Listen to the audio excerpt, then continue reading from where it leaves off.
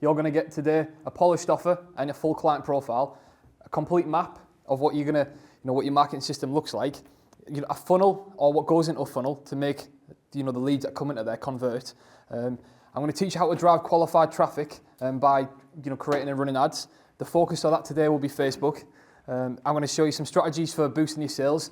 Then I'm going to show you, go into a deep dive of the maths for marketing. Now I've stripped this out. We're going to take it step by step because sometimes when I've done this in the past, like I lose a bunch of the room. But this is like the idea of like the maths is, if you understand it and you know what to do, it like just gives you the complete control or like that reassurance that what you're doing is working and when you can scale and sort of like that confidence that sometimes marketing can be a bit of like a grey area or like it just seems like we're putting effort down in one end but like we're not sure what it's doing. But this is where you can get that clarity. I'm going to show you some automations, one of which is how you can guarantee to get like a good, at least a 4 or 5 star review rating like over time automatically. Some emails, some back end strategies that how we can like boost and pull some money back in, and then at the end Sam's going to come on and show you a little bit some organic growth strategies. So the plan sort of is I'm going to teach you how to build the scalable results-driven marketing system that's based on paid marketing.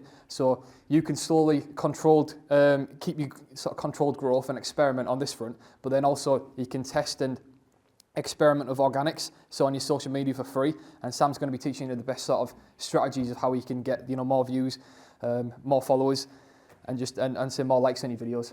And then that can feed into your paid system as well. And so sort of the quick order of why me, why am I sort of qualified to show you this. I've been the head of marketing for Discipline Group for the last 2 years, and so I run I oversee all the marketing campaigns for all the Gemma's businesses, and I'm responsible for spending hundreds of thousands of pounds on various platforms a year, and that brings in a couple of million of revenue, and that's like, so when I'm saying about the stuff that the stuff we're doing.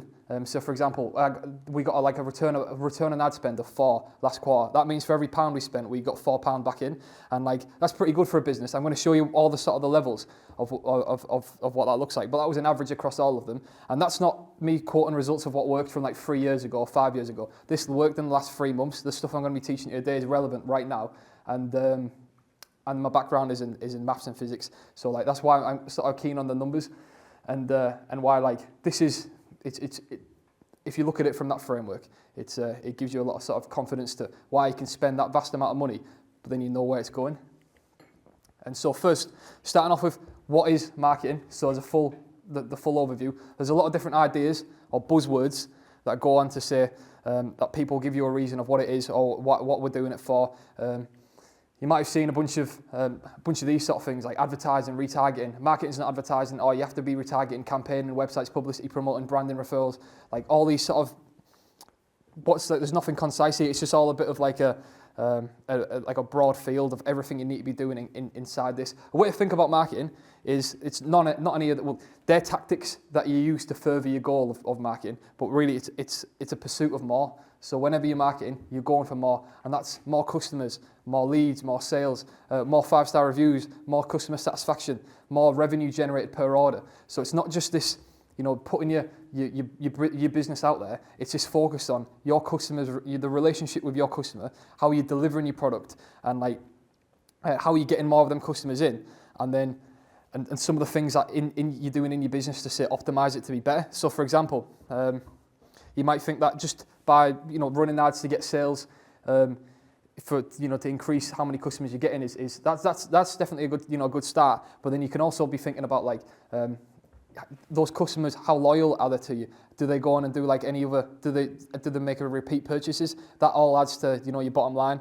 And then like if you can hold them for a longer period of time, that customer lifetime value increases. That means you then can afford to spend more money on your marketing, because you can now have to. I'm going to show you how like we calculate this, but now you can afford to have a high cost per acquisition, and so then you can scale that way. And the more revenue, more satisfaction you can generate per customer, it just feeds the whole machine. So like if you're getting better testimonials down this end, because you're delivering your course at a high level, that's only going to feed back into the front end where more people are coming in looking to trust you. And so the more you run this, and when you set it up, the more the more it feeds you. There's a bit of a positive feedback loop if you set it up right. And so we do this by winning the battle of perceptions in your client's mind. So everybody, you, me, Gemma, we all have our own sort of worldview and like how we see the world through our eyes, our beliefs, our how we frame decisions and what's important to us, and or how we make decisions. And we have like this hierarchy of like where what we associate ourselves with, and what we don't want to associate ourselves with. And when we're pitched, and like right now we're all bombarded and like from like a bunch of like sort of marketing from all angles, where people coming in and like saying hi to us, first impressions. Very quickly we make judgments in our minds about like what they are, where to position them, and what a goal of our marketing is to win that battle of perception, to be positive, to place ourselves high in someone's mind. So when they're coming to make a decision with us, it's a no-brainer. But to go down with us, there's no sort of hold back there. And I'm going to show you how you do that this morning. And it's powerful. So if you understand some of these principles we're going to go into. There's things like how much it influences our society. So things like election results, voters in a democracy decide on who's going to be their the candidate from the marketing principles. You can spread an ideology. You can create an appeal and raise millions for charitable causes. So do you know them ads on the TV about children in developing countries? That's a marketing strategy. That you can create cultural change. So you won't believe how much stuff we know and how much stuff we think about the world is due to companies marketing to us. So like things what we do at Christmas time. I suppose Christmas is a big commercial sort of endeavour anyway, but then you have like clothes certain age groups should be wearing, how you should be acting, what sort of you should expect from life. That's a lot of these have been like, especially in the West, have been tailored to us by marketing. So it's pretty powerful, but it's hard, but it works, and it takes a while to get. So like there's no one guaranteed system that you can put in place that's gonna work, that like guaranteed. I mean, you might just get it first time and get like really good results, but you might need to develop it over and over and over again to get sort of the returns you need. But because it takes effort, and even when I show you, take you through these 8 steps we're going to look into today, you're going to see at every single step how much work we're sort of going to have to do. But the reason that is because like getting your idea out to the masses, or out to people, at least even your viable market, your niche, it's hard. We don't want to just accept this person coming at us telling us this is a solution to your problem.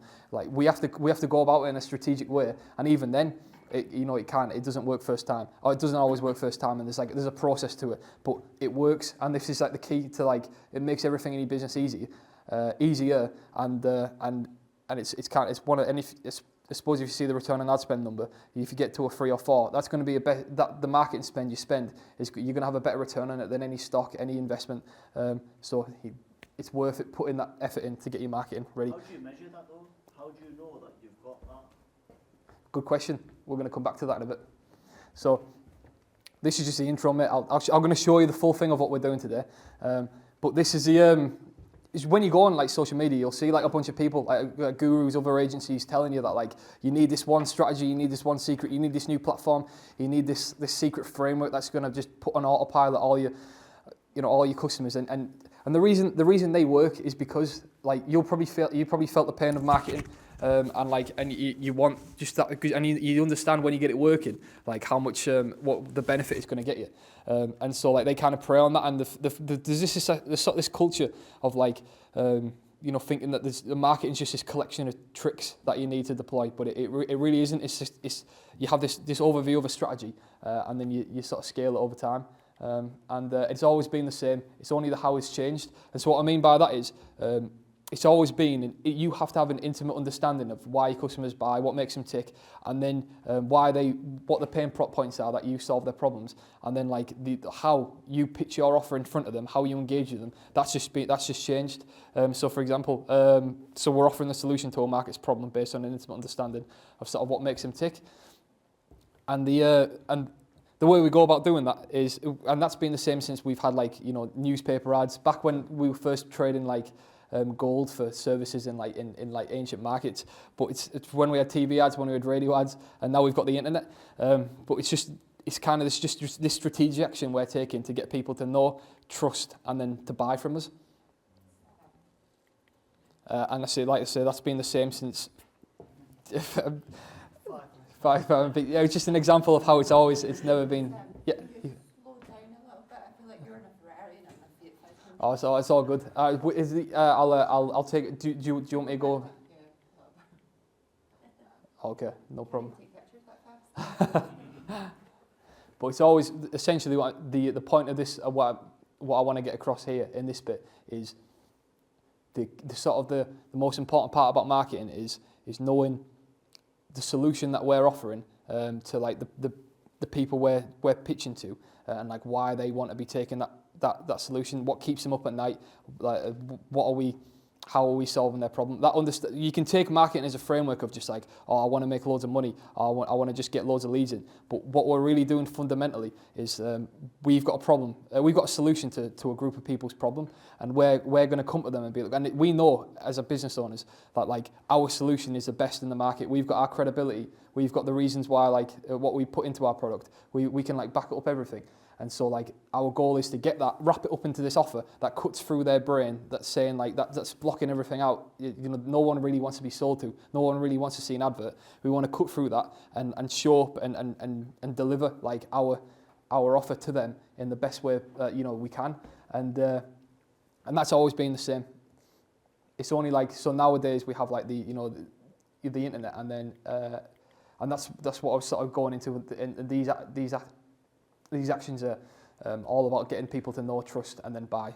That's the final sort of stage. But then now we have obviously artificial intelligence, and if you've spent a second on online, you'll have a bunch of people sort of telling you that like AI is revolutionary. That's like they're sort of a bit of that's a fact. Like it is crazy. But like, is it the thing that's going to just turn your marketing upside down and pump you and give you loads of leads? No, it's never paid to be average, but now it costs you. So right now, anybody, no matter their experience in marketing, can go into something like ChatGPT and say, write me a full funnel or ad text for this product in this industry, and give me a bunch of people to I'm not telling you to do this, by the way. It's just like this. I'm actually going to tell you to do the opposite. Give me a bunch of people who can be targeted here, and like in an instant, you'll have a marketing strategy to go at. But the thing is, it'll be average. The large language models, of which ChatGPT is based on, they recognise patterns, but they don't have an understanding of really what makes your customers, what they're fearing. They can get pretty scarily close, but then they can't write that personal ad text that that you're coming at them with. They can't make that emotional sort of pitch on your funnel, and they can't make. Really, they'll probably make a few people sort of take action. There's always people in your market that are ready to buy, but if you really want to sort of separate yourself from like everybody can do that, you now have to. It's never been more important to be exceptional in your marketing, and where AI is really useful. And I want to like say I think it's obviously here to stay, and like it's mint if you're like optimizing parts of your workflow, like the low leverage tasks you need to just get through. It's really good for that. But I see sentiment of like people online now use AI to make ads, and I've seen them, and like I've been tempted to sort of do it myself. I even made, I'll make sure you later, I made a testimonial in Google V3 just as like a joke, and I filled one of the sales reps with it saying, oh, have you seen what somebody said about your recent event? And I played in this video of someone saying it, and he was like, oh, that's mint. And then we said, oh, post it on your Facebook and with a link to the new event and see what people say. And like, and Sam was really game for us to like just go down this line, like get this guy to post an AI testimonial. But like at the last minute, my conscience just took over. I was like, no, I can't do it, mate. It's not real. But if you use AI in videos, I've seen the sentiment online is a lot of people just see AI as replacing people at the minute. That's like the dogma. Even if that's not true or not. If a company uses AI in the media, if you just look into the comments of their ads, and you'll just see loads of people saying, "Oh, I hope your business doesn't do well. I hope you get no sales. AI, you using AI," and they just see it's more of a noble thing when a business creates its own stuff. So it's a sentiment. If you're going to use AI, which I recommend, you optimize some of your own sort of task with it, like make stuff like. Get through sort of the boring, low leverage stuff with AI faster. But then if you're going to be making ads, do stick to like right now the videos are making stuff. If you're going to use AI in like a static, which there'll always be a use case where like you could arguably say do it. Just don't make it clear that it's like AI. Otherwise, like you might be hitting that sentiment. But I just to note on that. be exceptional, and we're going to look at today of what that sort of looks like. So today, the introduction we've brought in, sort of giving you